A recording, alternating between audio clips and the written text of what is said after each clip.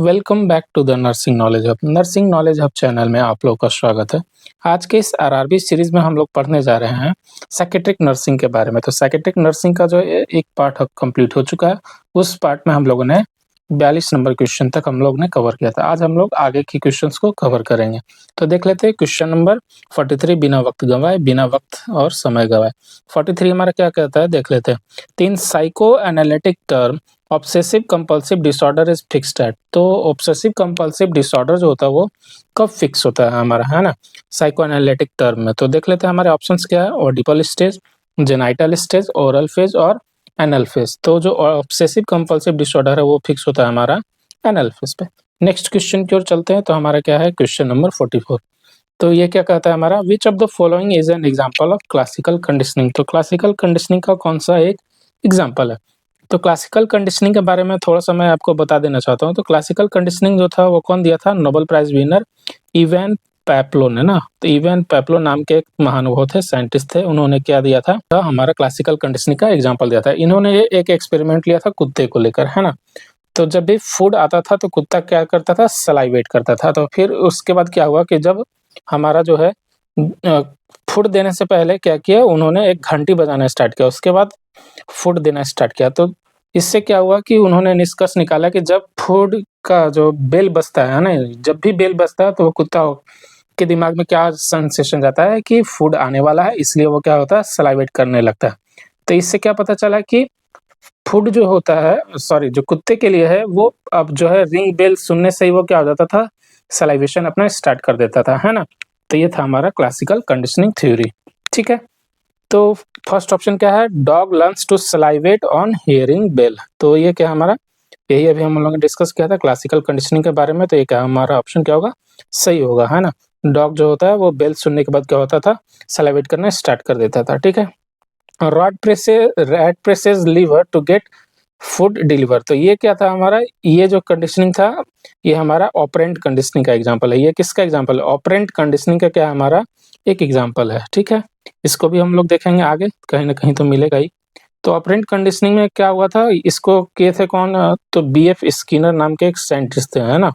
तो BF Skinner जो थे उन्होंने क्या किया था, इसको परफॉर्म किया था एक चूहे पे। तो जब चूहा जब दौड़ता था तो गलती से क्या हो गया कि लीवर प्रेस हो गया। तो जब गलती से लीवर प्रेस हुआ, दब गया लीवर, तो क्या हुआ, फूड निकला। तो देखा कि जब जब हम लीवर जब हम दबा रहे हैं तो हम क्या आ रहा है, हमारा फूड आ रहा है। तो इससे क्या सीखा कि चूहा जो है सीखा कि जब हम लीवर दबाएंगे, जब हमको भूख लगेगा तब हमको खाना मिल जाएगा। तो ये है हमारा क्या, rat presses lever to get food. ये क्या है हमारा ऑपरेंट कंडीशनिंग है। थर्ड ऑप्शन क्या है हमारा, crow picks at key for food delivery. और fourth option all of the above. तो इसमें क्लासिकल कंडीशनिंग में क्या हो जाएगा, dog learns to salivate on hearing bell. Next question के चलते हैं। तो क्वेश्चन नंबर 45 हमारा क्या कहता है, विच of the following is an example of operant conditioning. तो अभी ऑपरेंट कंडीशनिंग में हम लोगों ने क्या बताया कि रैट जब जब लीवर प्रेस करता है तब जो उसको फूड डिलीवर होता है ना।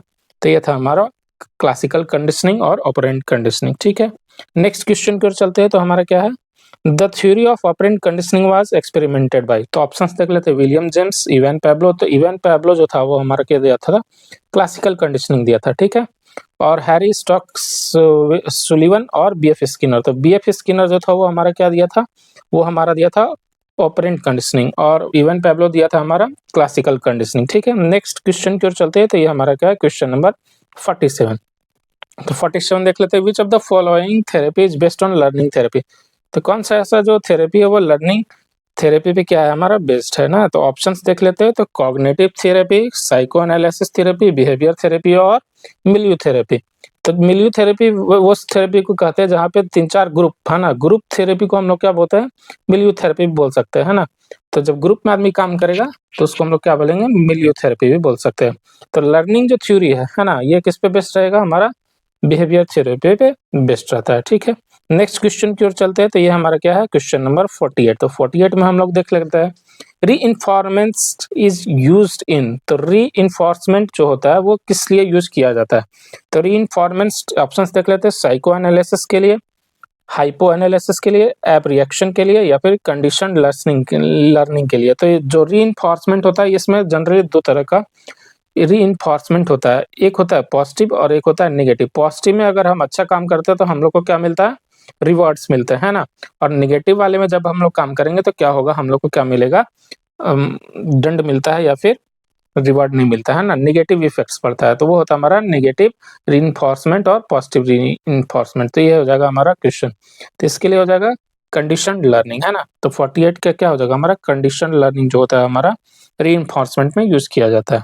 अब देख लेते हैं next question. According to Freud के हिसाब से child adopts parental standard traits and habits through, तो जो होता है बच्चे में पिताजी या फिर माँ के जितने भी कैरेक्टर्स होते हैं वो सारी चीजें आती है, तो इसको हम लोग क्या होते हैं, बच्चे जो है देख के सीखता है ना।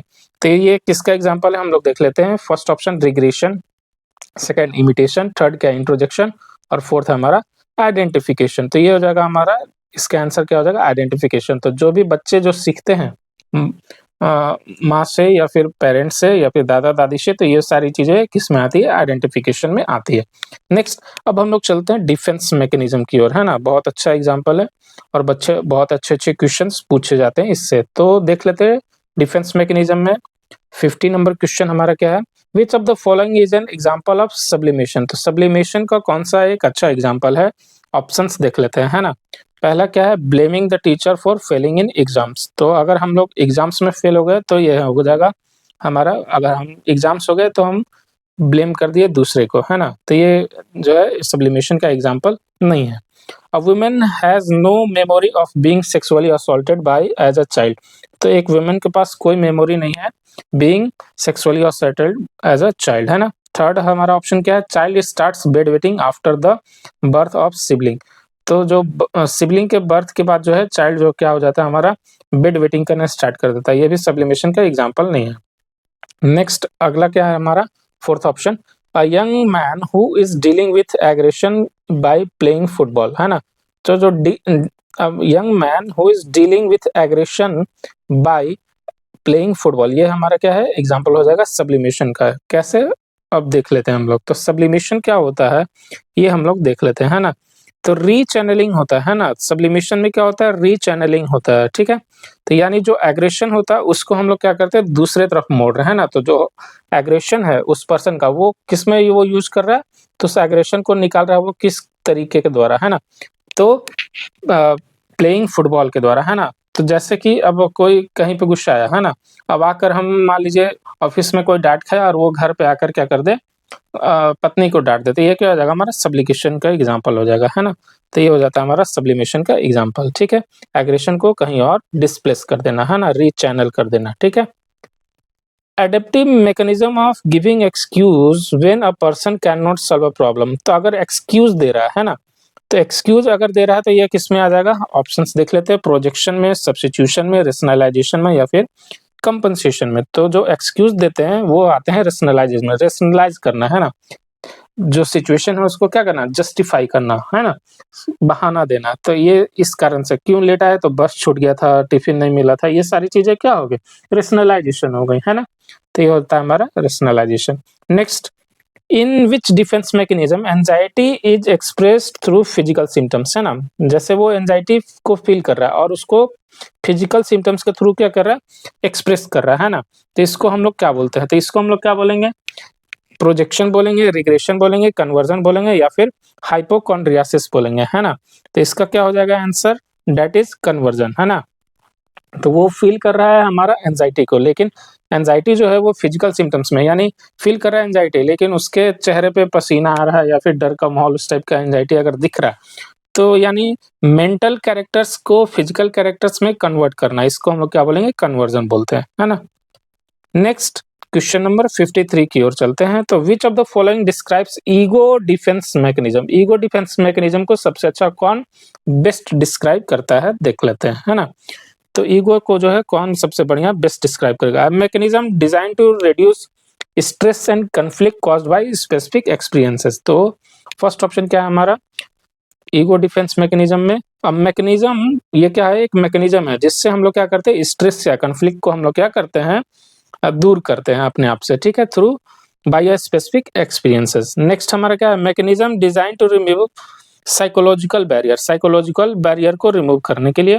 और ऑप्शन सी हमारा, any form of martial arts और ये क्या है, मार्शल आर्ट्स का कोई फॉर्म है, और डी क्या है हमारा, method of negotiating a stage of development. तो ये क्या हमारा फर्स्ट ऑप्शन हमारा हो जाएगा 53 का ए, है ना। तो 53 का ए क्या है हमारा, mechanism design to reduce stress and conflict by specific experiences, है ना। तो ये एक मेथड है जिसके द्वारा हम लोग क्या करते हैं, स्ट्रेस या कन्फ्लिक्ट को अपने से दूर रखने का काम करते हैं, है ना। नेक्स्ट क्वेश्चन की ओर चलते हैं, हमारा क्या है क्वेश्चन नंबर 54। तो rechannelling of socially unacceptable drives, socially unacceptable drives into activities that are more tolerable and constructive in knowledge, है ना। तो सोशली जैसे कोई काम कर रहा है वो सोशली एक्सेप्टेबल नहीं है ना, तो उसको हम लोग क्या करते हैं, उसको हम लोग क्या करेंगे कि सोशली टॉलरेबल कंस्ट्रक्टिव आइडिया में कन्वर्ट करेंगे, है ना। तो इसको हम लोग क्या कहते हैं, जैसे कि चोरी करना अच्छी बात नहीं है, लेकिन अगर कोई मांग कर उससे ले लेता है तो ये क्या हो जाएगा हमारा, ये किसका एग्जाम्पल है हम लोग देख लेते हैं, है ना। फर्स्ट ऑप्शन क्या है हमारा, दैट इज डिस्प्लेसमेंट, ठीक है। और नेक्स्ट क्या है हमारा, दैट इज क्या है हमारा, सब्लिमेशन, है ना। थर्ड क्या है हमारा, इंटेलेक्चुअलाइजेशन, और फोर्थ है हमारा प्रोजेक्शन। तो जो अनएक्सेप्टेबल ड्राइव्स है ना, जो अनएक्सेप्टेबल ड्राइव्स है उसको हम लोग क्या करें, जैसे सब्लिमेशन में पहले मैंने एग्जांपल दिया था, उसके पास क्या एग्रेशन है, और एग्रेशन को वो क्या कर रहा है, कन्वर्ट कर रहा है, एग्रेशन को दूर कर रहा है, वो किसके द्वारा यूज कर रहा है, फुटबॉल खेलकर यूज कर रहा है ना।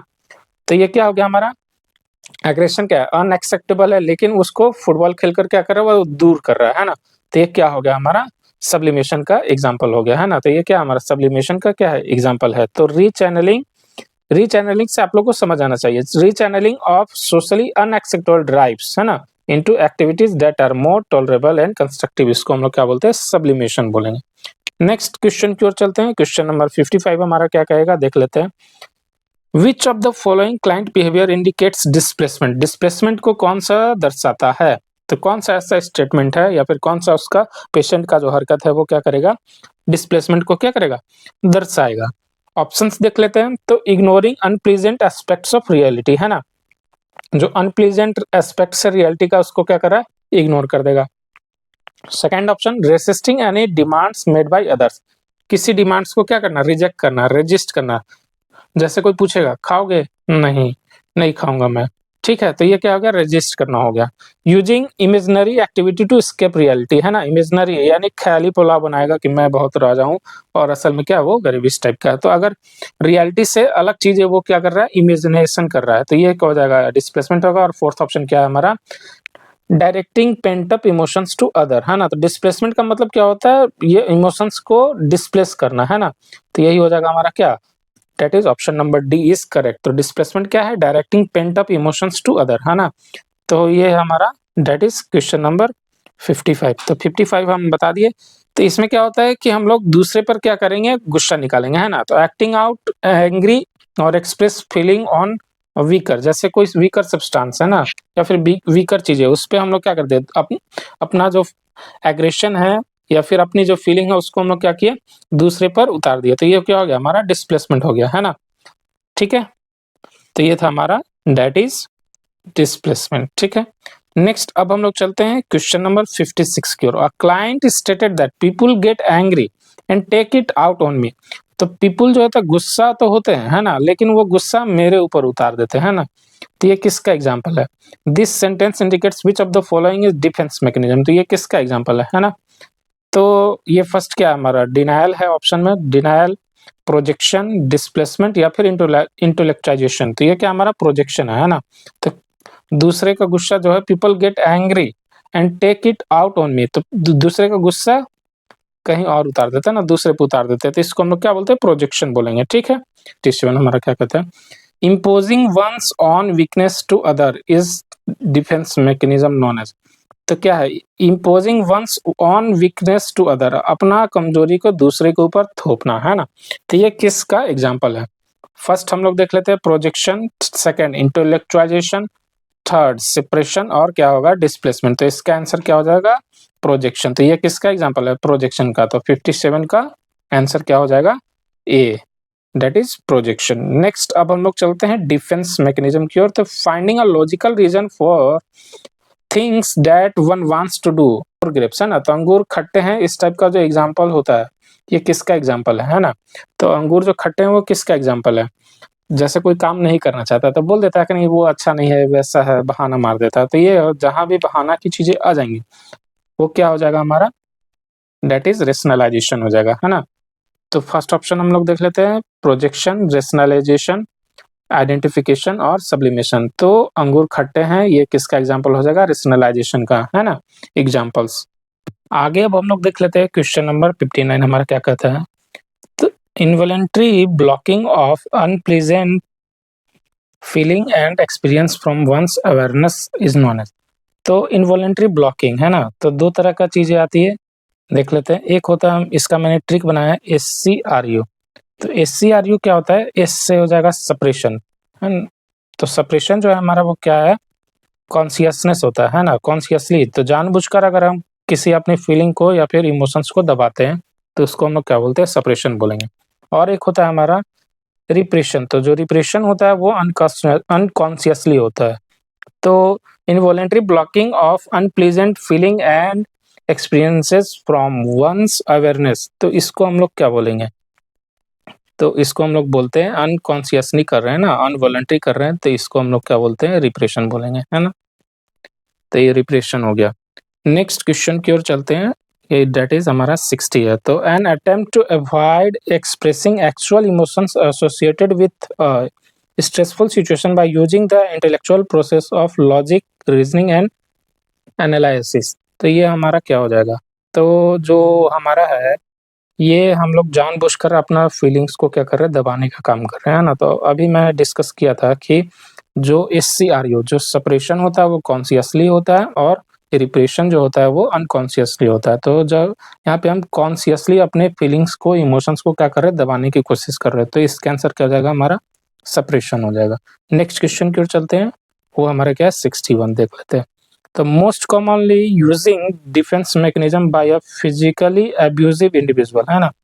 तो जो सबसे कॉमन मोस्ट जो होता है हमारा, जब जो आदमी बहुत फिजिकली अब्यूजिव होता है ना, तो उससे हम लोग क्या यूज करते हैं, वो हमारा क्या है, फर्स्ट ऑप्शन ट्रांसफेरेंस देख लेते हैं, मैनिपुलेशन देख लेंगे, डिस्प्लेसमेंट देख लेंगे, या फिर रिएक्शन फॉर्मेशन देख लेंगे। तो इसका आंसर क्या हो जाएगा, डिस्प्लेसमेंट है। देख लेते हैं question number 62। Doctor shopping is characteristics of hypochondriac disease which defense mechanism is root of this behavior। देख लेते हैं ऑप्शन हमारा क्या है। डॉक्टर शॉपिंग को हम लोग जनरली हाइपोकॉन्ड्रियाक डिजीज से भी हम लोग जानते हैं। इसका ऑप्शंस क्या हम लोग देख लेते हैं, क्या फर्स्ट डिनायल, सेकंड हमारा कंपनसेशन, थर्ड हमारा डिस्प्लेसमेंट, और फोर्थ है हमारा आइडेंटिफिकेशन। तो इसका आंसर जो हो जाएगा वो क्या हो जाएगा, डिनायल।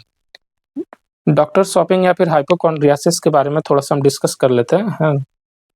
तो ये जो हाइपोकॉन्ड्रियाटिक डिजीज जो है, हाइपोकॉन्ड्रियाक डिजीज जो है, इसमें क्या होता है कि एक पर्सन को सेटिस्फाई नहीं होता है ना। तो जो पेशेंट होता है वो क्या कहता है, उसको लगता है कि हम बीमार हैं, है ना? ये डॉक्टर जो है पहचान नहीं पा रहा है, मेरे बीमारी को डायग्नोस नहीं कर पा रहा है। जैसे एक बुखार लगा था, उसके दिमाग में बहुत सारी चीजें चलने लगी कि वो खुद से जाएगा और क्या करेगा, सर डॉक्टर से बोलेगा क्या कि हमको ये टेस्ट करा दीजिए, डेंगू करा दीजिए, मलेरिया करा दीजिए, फीवर करा दीजिए, और भी बहुत सारी चीज़ें की जाँच करा दीजिए। तो ये क्या होता है हमारा डॉक्टर शॉपिंग। उसको अपने अंदर क्या होता है, शक होता है कि मुझे कोई बहुत बड़ी बीमारी है ना? तो इसी को हम लोग क्या बोलते हैं, डॉक्टर शॉपिंग, हाइपोकॉन्ड्रियाक डिजीज़। 63 देख लेते हैं। तो the defence mechanism which returns to the earlier developmental stage, है ना? तो बच्चे जो है, जब अब एक वयस्क आदमी है ना, एडल्ट है, वो जो है अपने बचपन में चला जाता है ना, तो इसको हम लोग क्या कहते हैं, तो रिग्रेशन कहते हैं, रिप्रेशन कहेंगे, या प्रोजेक्शन कहेंगे, या फिर रेशनलाइजेशन कहेंगे। तो इसको हम लोग क्या कहते हैं, रिग्रेशन कहते हैं। रिप्रेशन मैं बता चुका हूँ क्या होता है, इसको याद रखना, SCRU। तो SC से क्या हो जाएगा, S से सप्रेशन, C से कॉन्शियसली, और R से रिप्रेशन, और U से unconsciously.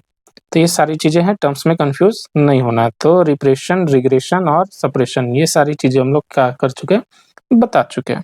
A defence mechanism that allows to convert an unacceptable behaviour into acceptable behaviour. तो जो भी चीज़ें अनएक्सेप्टेबल होती है उसको एक्सेप्टेबल में कन्वर्ट करने के लिए या फिर बनाने के लिए क्या हो जाते हैं, कौन सा डिफेंस मैकेनिज्म इस्तेमाल किया जाता है, तो ये क्या हो जाएगा, अगेन इसका आंसर क्या हो जाएगा, सब्लिमेशन, है ना? तो रीचैनलिंग या फिर अनएक्सेप्टेबल को एक्सेप्टेबल में कन्वर्ट करना, ये क्या हो जाता है हमारा सब्लिमेशन जो होता है। ठीक है, नेक्स्ट आगे अब हम लोग चलते हैं क्वेश्चन नंबर 65 की ओर। एन अनकॉन्शियस एक्सक्लूजन यानी forgetting of distressing memories through और फीलिंग फ्रॉम कॉन्शियस माइंड। तो इसको हम लोग क्या कहेंगे, अनकॉन्शियस एक्सक्लूजन है ना। तो अनकॉन्शियस एक्सक्लूजन यानी फॉरगेटिंग ऑफ डिस्ट्रेसिंग मेमोरीज, तो जो ऐसे चीजों को भूलना जो हमारे फीलिंग्स को क्या करती है, डिस्टर्ब करती है ना, डिस्ट्रेस करती है। तो इसको हम लोग क्या कहते हैं, देख लेते हैं। तो इसको हम लोग क्या बोलेंगे, रिप्रेशन बोलते हैं। क्या बोलते हैं, रिप्रेशन बोलेंगे। अनकॉन्शियस हो गया ना, तो अनकॉन्शियस रिप्रेशन में ही आ जाएगा। ठीक है, अगला अब हम लोग चलते हैं question number 66। A conscious exclusion forgetting of distressing memories, इसको हम लोग क्या बोलेंगे, तो ये कॉन्शियस है, तो ये कॉन्शियस है, तो ये हो जाएगा हमारा सप्रेशन। ये क्या हो जाएगा हमारा सप्रेशन। नेक्स्ट क्वेश्चन नंबर 67 की ओर चलते हैं। A surgeon whose patient did not respond as he anticipated blamed the theatre nurse who helped him at the time of surgery.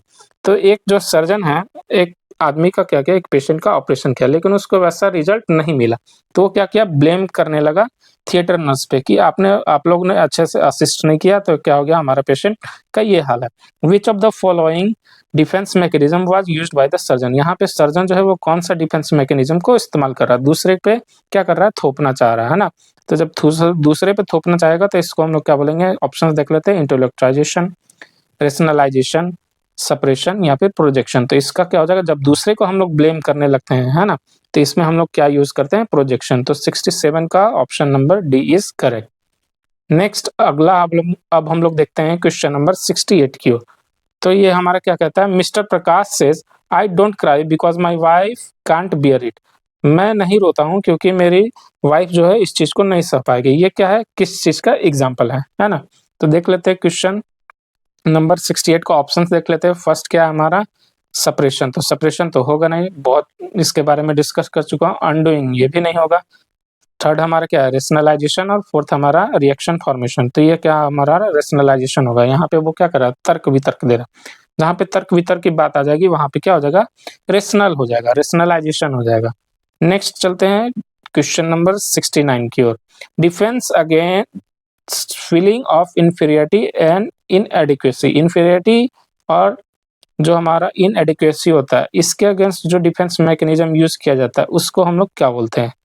तो ऑप्शन देख लेते हैं, हमारा क्या हो जाएगा, रिप्रेशन, सब्लिमेशन, रिग्रेशन या फिर कंपनसेशन। तो इंफीरियरिटी कॉम्प्लेक्स में जनरली हम लोग क्या करते हैं, कंपनसेशन का इस्तेमाल करते हैं। मान लीजिए डॉक्टर नहीं बने तो हम लोग क्या बने, नर्स बन गया, तो ये क्या हो गया हमारा, कंपनसेशन हो गया। कंपनसेशन मैकेनिज्म यहाँ पे हम लोग यूज कर रहे हैं। नेक्स्ट अगला है हमारा question number 70। The defence mechanism in which the controversial behaviour और feeling are justified and explained in a seemingly rational और लॉजिकल मैनर। तो लॉजिकल मैनर में हम लोग किसी चीज को अपना जो है कंट्रोवर्शियल जो बिहेवियर होता है उसको जस्टिफाई करना चाहते हैं, तो इसके लिए कौन सा चीज हम लोग इस्तेमाल करते हैं जस्टिफाई करने के लिए। तो रेशनल हम लोग देंगे, तो रेशनल के लिए क्या हो जाएगा, रेशनलाइजेशन हो जाएगा। ऑप्शंस देख लेते हैं, इंटेलेक्चुअलाइजेशन, सेकंड हमारा क्या है, रेशनलाइजेशन, थर्ड हमारा क्या है, आइडेंटिफिकेशन, और फोर्थ हमारा क्या है, रिग्रेशन। तो इन सभी में से तो हमारा ऑप्शन रेशनलाइजेशन ही होगा। अगर 71 की ओर, individuals attributing their own thought, feeling and motives to another person, है ना। तो अनदर पर्सन को अपना जो फीलिंग्स है, अपना जो इमोशंस है वो क्या कर रहा है, सुना रहा है। तो इसके लिए कौन सा जो है हमारा डिफेंस मैकेनिज्म इस्तेमाल होता है, तो रेशनलाइजेशन, प्रोजेक्शन, रिएक्शन फॉर्मेशन और डिस्प्लेसमेंट। तो इसमें क्या हो जाएगा, वो प्रोजेक्ट कर रहा है ना, अपनी चीजों को क्या कर रहा है, दूसरे की ओर सुना रहा है, दूसरे के कंधे पर रखकर अपना बंदूक चला रहा था। ये क्या जाता है हमारा प्रोजेक्शन इस्तेमाल किया जाता है इस केस में। ठीक है, patient who newly diagnosed with cancer frequently use diagnose defence mechanism. तो जनरली जो होता है, एक कैंसर पेशेंट होता है तो उसमें हम लोग को वो जो है डिफेंस मैकेनिज्म कौन सा यूज करता है, तो ये तो वो फर्स्ट टाइम में क्या करेगा, डिनाइल ही करेगा। तो डिनाइल क्या हो जाएगा हमारा, ऑप्शन हो जाएगा। नेक्स्ट अब हम लोग चलते हैं क्वेश्चन नंबर 73 की ओर। A mechanism design to reduce stress and conflict caused by specific experiences is known as. तो इसमें हम लोग क्या बोलते हैं, तो ये जो रिड्यूस को स्ट्रेस और कॉन्फ्लिक्ट को रिड्यूस करने के लिए कौन सा मैकेनिज्म हम लोग इस्तेमाल करते हैं, तो ये क्या हमारा होगा, डिफेंस मैकेनिज्म को हम लोग इस्तेमाल करते हैं। अगला है हमारा question number 74, client with substance use disorder, substance जैसे वो कुछ खाता पीता था जैसे कि अल्कोहल वगैरह, टोबैको वगैरह, है ना, joins a self help group and preaches against substance abuse, है ना, तो वो एक एसएचजी में क्या हो जाता है, वो जुड़ जाता है और सब्सटेंस अब्यूज के अगेंस्ट वो बड़ी-बड़ी भाषण देता है कि ये हमको यूज़ नहीं करना चाहिए, ये ऐसे करना चाहिए, ये वैसे करना चाहिए। तो ये किसका एग्ज़ाम्पल है? ये कौन से डिफेंस मैकेनिज़्म का एग्ज़ाम्पल है ना? यही हमारा क्वेश्चन पूछ रहा है। फर्स्ट हमारा ऑप्शन क्या है देख लेते हैं, तो डिस्प्लेसमेंट, सप्रेशन, रिएक्शन फॉर्मेशन और प्रोजेक्शन। तो ये हमारा जो एग्ज़ाम्पल है वो क्या है? रिएक्शन फॉर्मेशन का एग्ज़ाम्पल है। अगला अब हम लोग क्वेश्चन नंबर 75 देख लेते हैं। A dishonest person thinks that other person are also dishonest. तो एक डिसऑनेस्ट यानी एक जो ईमानदार व्यक्ति है वो उसको लगता है कि सभी लोग ईमानदार है। एक चोर को लगता है कि सभी लोग क्या है? चोर हैं। तो इस टाइप की जो फीलिंग आती है इसमें कौन-सा डिफेंस मैकेनिज्म इस्तेमाल किया जा रहा है?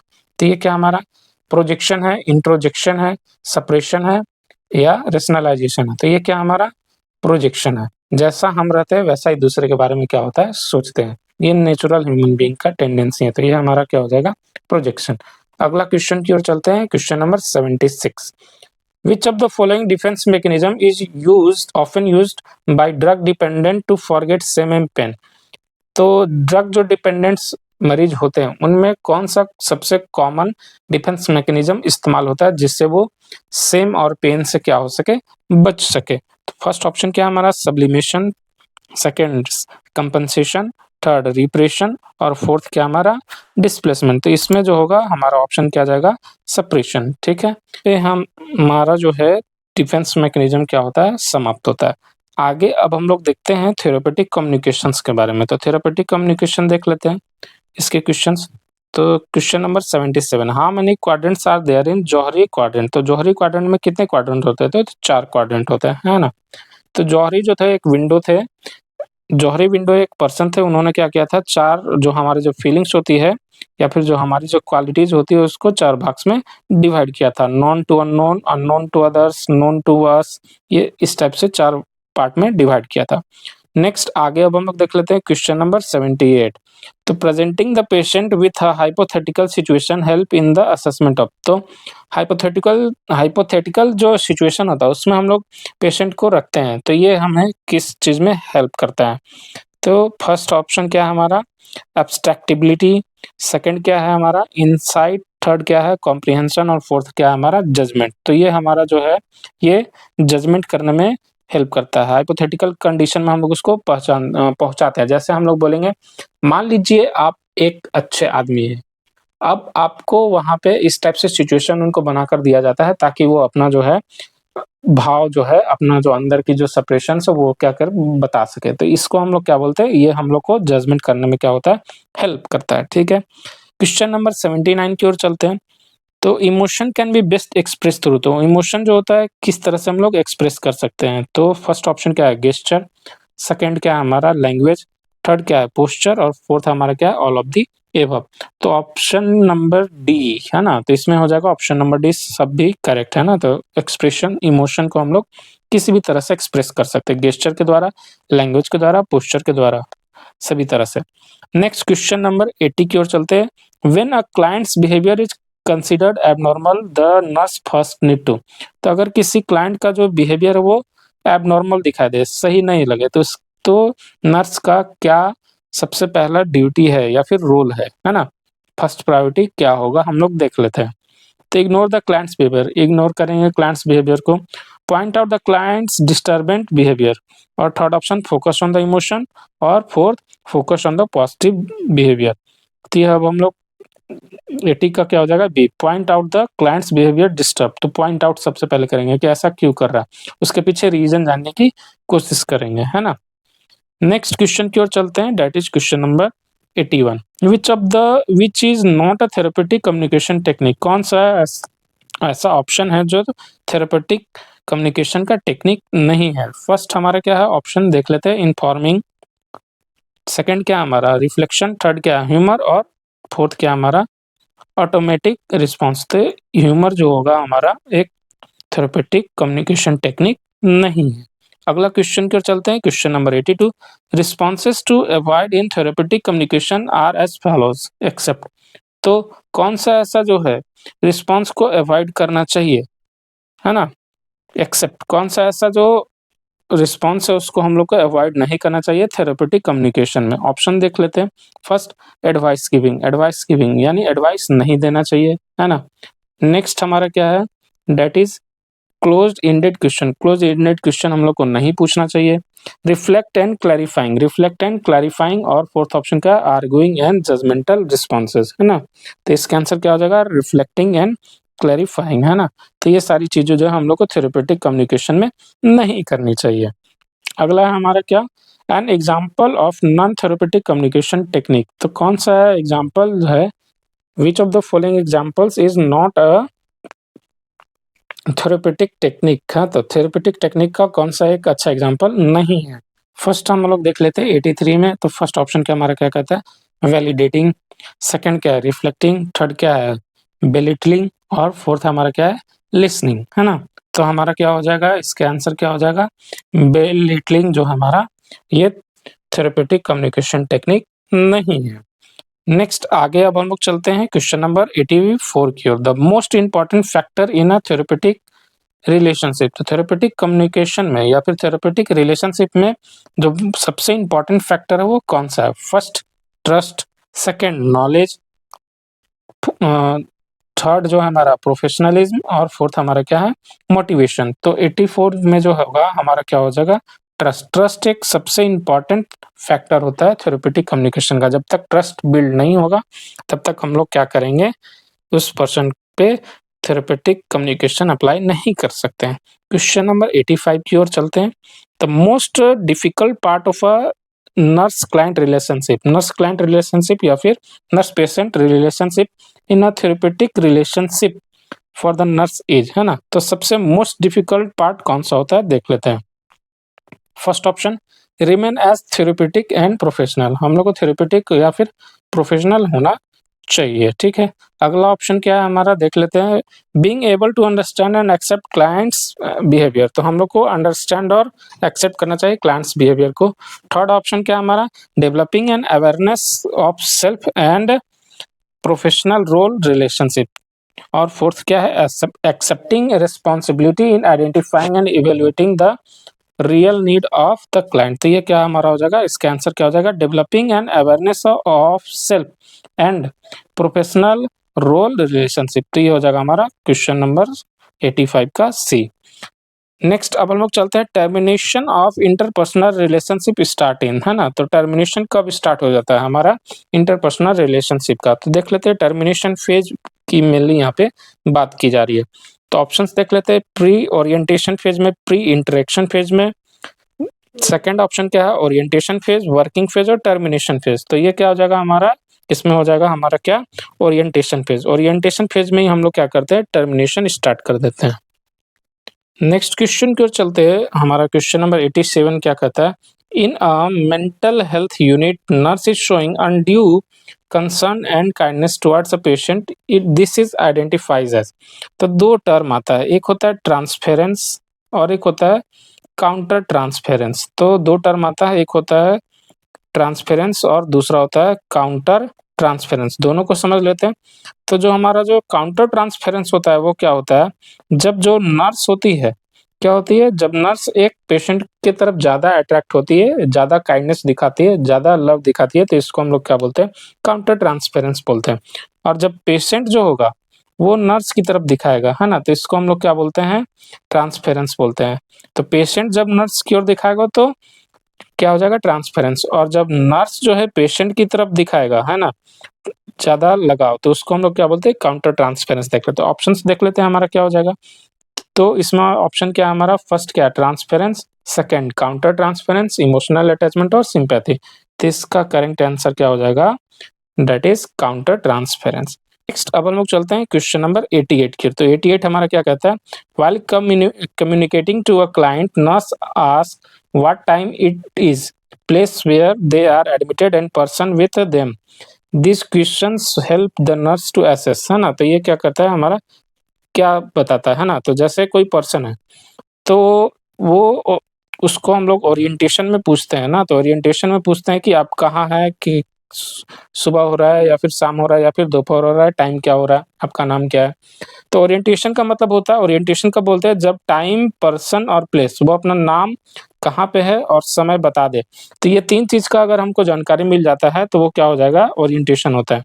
तो ये क्या होता है, हमारा ओरिएंटेशन में हेल्प करता है। तो क्वेश्चन नंबर जो होगा हमारा 88, तो 88 का ऑप्शन क्या हो जाएगा, ओरिएंटेशन, जैसा कि मैं बताया, है ना? तो टाइम, पर्सन, प्लेस, ये 3 चीज़ अगर हम लोग पूछते हैं किसी से, तो ये हमारा ओरिएंटेशन को दर्शाता है।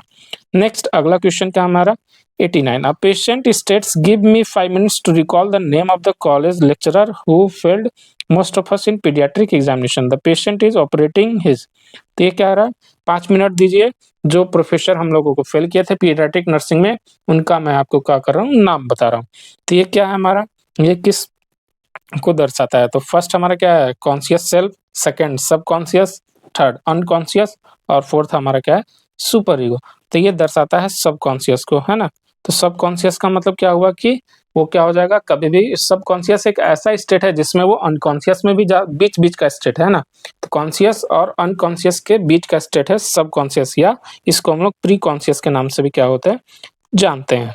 अगला है हमारा क्वेश्चन नंबर 90, तो the recording of conversation between the nurse and the patient in a psychiatric setup is term as. तो जो भी हम लोग बात करते हैं वो क्या होता है, रिटन फॉर्म में रहता है ना, केस हिस्ट्री में क्या रहता है, वो रिटन फॉर्म में रहता है। तो इसको हम लोग क्या बोलते हैं, therapeutic communication, interview technique, process recording और case study.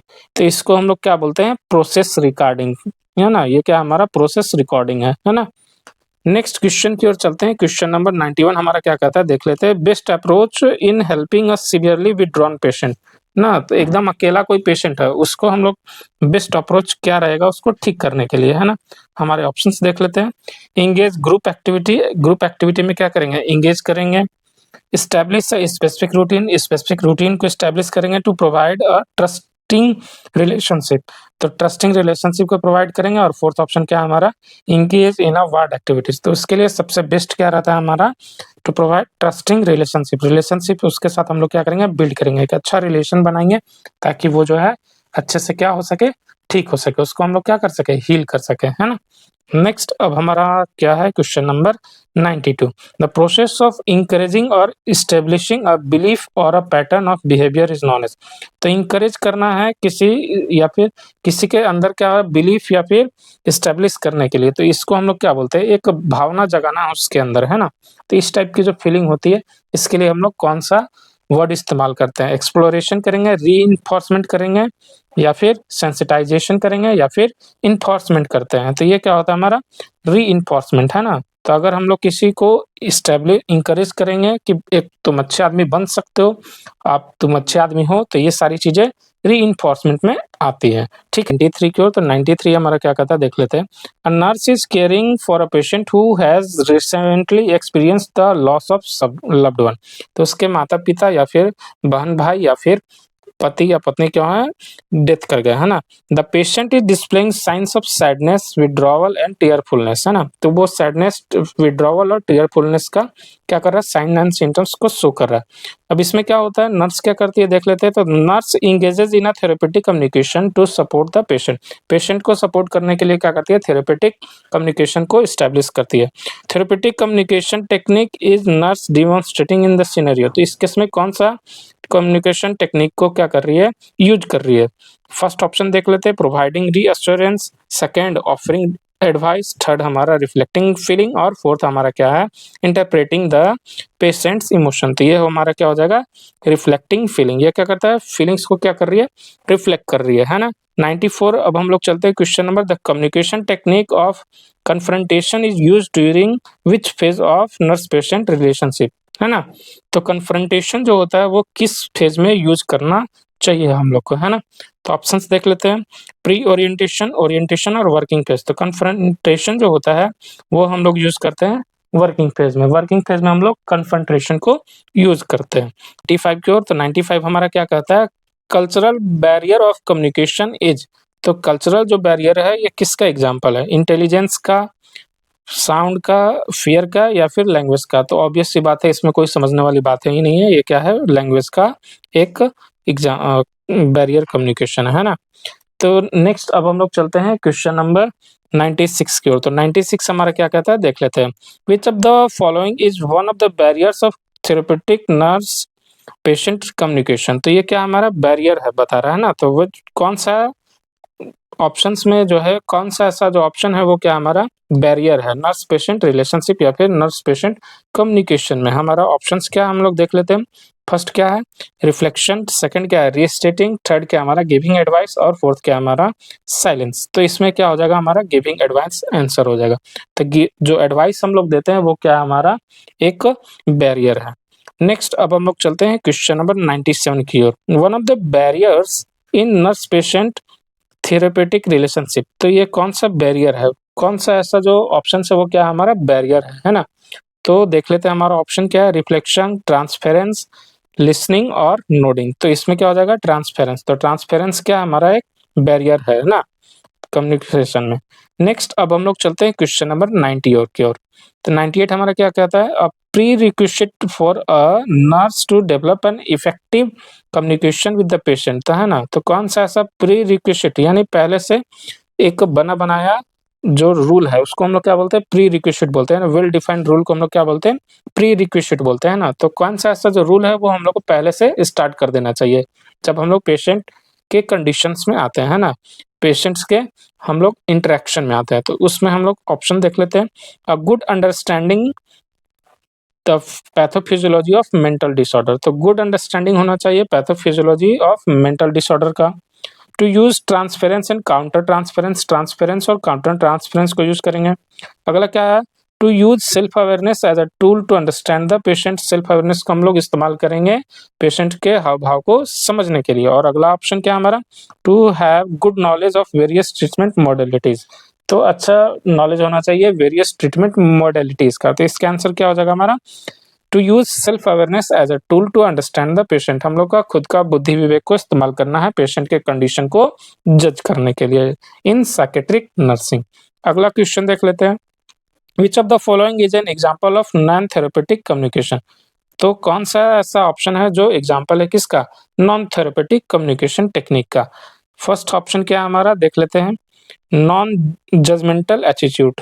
Second silence. Third क्या है हमारा, रिफ्लेक्शन। और फोर्थ हमारा इन्फॉर्मिंग। तो इन्फॉर्मिंग एक कोई भी एक नॉन थेरेपेटिक कम्युनिकेशन टेक्निक में आता है, ठीक है। नेक्स्ट अब हम लोग चलते हैं क्वेश्चन नंबर 100 की ओर। तो 100 शतक की ओर चल गए हैं, शतक हम लोगों ने मार दिया साइकेट्रिक नर्सिंग में।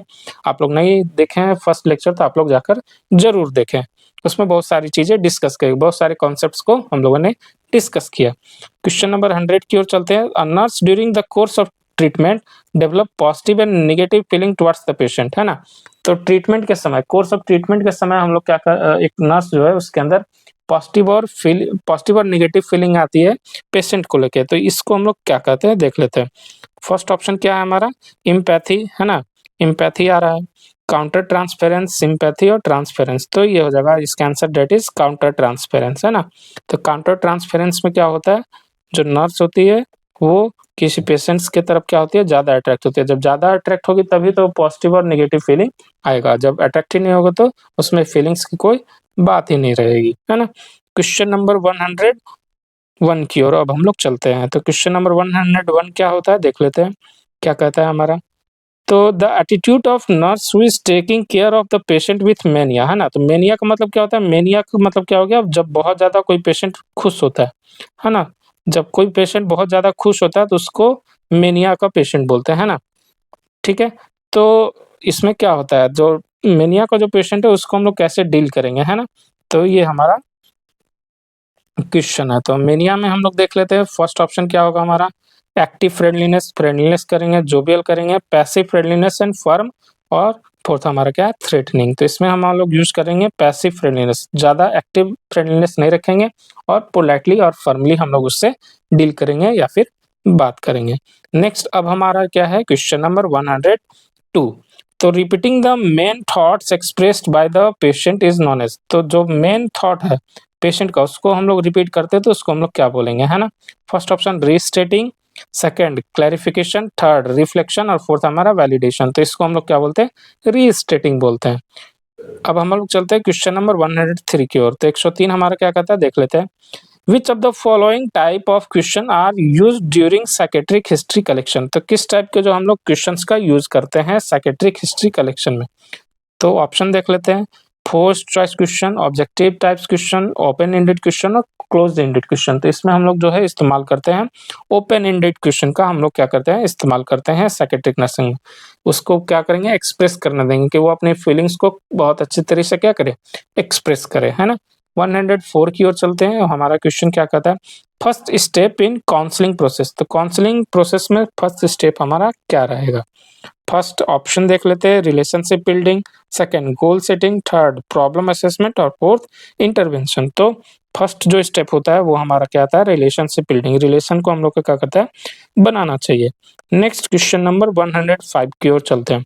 अ written documentation of verbal interaction between client and nurse is known as. तो क्लाइंट और नर्स के बीच जो होता है एक इंटरेक्शन होता है उसको हम लोग रिकॉर्ड करके रखते हैं ना। रिकॉर्ड का मतलब वॉइस रिकॉर्डिंग नहीं, रिटेन फॉर्म में रखते हैं। तो इसको हम लोग क्या बोलते हैं, mental status examination, process recording, mini mental status examination और एनेक्डेटल नोट। तो इसको हम लोग क्या बोलते हैं प्रोसेस रिकॉर्डिंग बोलेंगे, है ना। इसको हम लोग क्या बोलते हैं प्रोसेस रिकॉर्डिंग। ये पहले भी क्वेश्चन हम लोग डिस्कस कर चुके हैं। नेक्स्ट हमारा question number 106। A client is very affectionate towards one of the staff member in the ward. तो जो पेशेंट है वो क्या है किसी एक नर्स की तरफ क्या है ज्यादा अट्रैक्शन रख रहा है ना। तो इसको हम लोग क्या बोलते हैं क्या बोलेंगे ट्रांसफेरेंस बोलते हैं ना। इसको हम लोग बहुत बार डिस्कस भी कर चुके हैं आगे क्वेश्चंस में कि ट्रांसफेरेंस क्या होता है और काउंटर ट्रांसफरेंस क्या होता है, ठीक है। नेक्स्ट क्वेश्चन नंबर 107 की ओर चलते हैं। तो 107 हमारा क्या कहता है देख लेते हैं। All of the following are the elements of therapeutic community. तो थेरेपेटिक कम्युनिटी का एलिमेंट्स है एक्सेप्ट। तो कौन सा ऐसा ऑप्शन है जो कि थेरेपेटिक कम्युनिटी का जो है एलिमेंट नहीं है यानी भाग नहीं है ना। तो ऑप्शन हम लोग देख लेते हैं validation, second restricted communication, structured interaction और क्या हो जाता है हमारा एक्टिव पार्टिसिपेशन। तो स्ट्रक्चर्ड इंटरेक्शन हम लोग क्या करते हैं नहीं रखते। स्ट्रक्चर जो रखते हैं वो हम लोग क्या आता है इंटरव्यू में आता है ना। तो इंटरव्यू जब किसी आदमी का होता है या फिर इंटरव्यू मेथड के द्वारा हम लोग स्ट्रक्चर्ड हम लोग जो होते हैं इंटरेक्शन रखते हैं। लेकिन जब जो साइकेट्रिक नर्सिंग होता है उसमें हम लोग जनरली ओपन एजुकेशन तो उसमें क्या होता है इंटरव्यू हम लोग नहीं रखते हैं ना। पेशेंट को हम लोग बोलते हैं कि let them speak, let them express themselves, है ना। तो एक्सप्रेस करेगा वो अच्छे से अपने को, ठीक है। नेक्स्ट हमारा क्या है दैट इज क्वेश्चन नंबर 108 और आज का लास्ट क्वेश्चन। तो हम लोग देख लेते हैं। A mental health nurse perform a process recording with a 30-year-old male with a BPAD bipolar associative disorder, है ना। बीपीएडी का full form bipolar associative disorder. Which of the following is not a component of process recording. तो कौन सा ऐसा component नहीं है, कौन सा ऑप्शन है वो कंपोनेंट नहीं है किसका प्रोसेस रिकॉर्डिंग का। First verbal narrative account. तो क्या verbal narrative account, second non verbal narrative account, audio visual recording और फोर्थ क्या है ऑडियो एंड इंटरप्रिटेशन। तो ये क्या होगा ऑडियो विजुअल रिकॉर्डिंग। तो ऑडियो विजुअल रिकॉर्डिंग जो होता है अभी मैं पहले भी बता चुका हूँ कि ऑडियो विजुअल रिकॉर्डिंग हम लोग क्या करते हैं नहीं करते हैं, है ना। उसको हम लोग रिटन फॉर्म में रखते हैं, डॉक्यूमेंटेड फॉर्म में रखते हैं। तो आज के इस आरआरबी सीरीज में साइकेट्रिक नर्सिंग में आज के लिए इतना ही। आगे हम लोग और क्वेश्चंस हम लोग देखेंगे। अगर आपको अच्छा लगा तो आप चैनल को लाइक करें, सब्सक्राइब करें और अपने दोस्तों के साथ शेयर करें ताकि उन लोग का भी नॉलेज बढ़ सके, ठीक है। Thank you so much.